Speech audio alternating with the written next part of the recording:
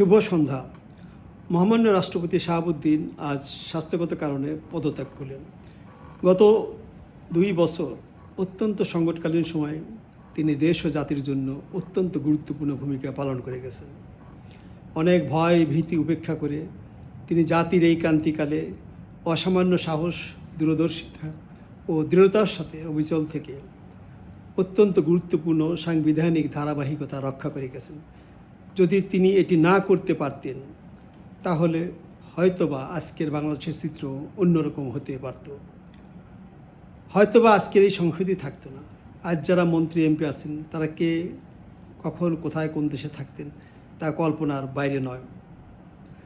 মহামান্য রাষ্ট্রপতির কাছে আজকের এই বাংলাদেশ তাই চিরকৃতজ্ঞ।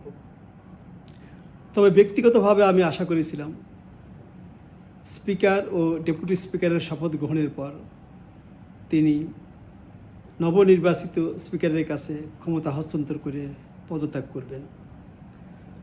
ওই সময় পদত্যাগ করলে উনি যে আদর্শ ধারণ ও লালন করতেন তার বিরুদ্ধে হয়তোবা ওনাকে কথা বলতে হতো না এবং এক শ্রেণীর মানুষেরও বিবেক ভাজন হতে হতো না।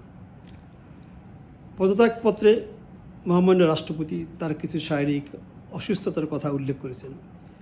একজন ডাক্তার হিসেবে আমি বলতে পারি এসব অসুস্থতা যথেষ্ট উদ্বেগজনক। মহামান্য রাষ্ট্রপতি শাহাবুদ্দিনের সুস্বাস্থ্য ও মঙ্গল কামনা করি। আশা করি এবং কামনা করি উনি যেন বাকি জীবনটা শান্তিতে ও সসম্মানে অতিবাহিত করতে পারেন। মহামান্য রাষ্ট্রপতি শাহাবুদ্দিন স্যারকে সালাম ও গভীর শ্রদ্ধা জানাই। সবাই ভালো থাকবেন।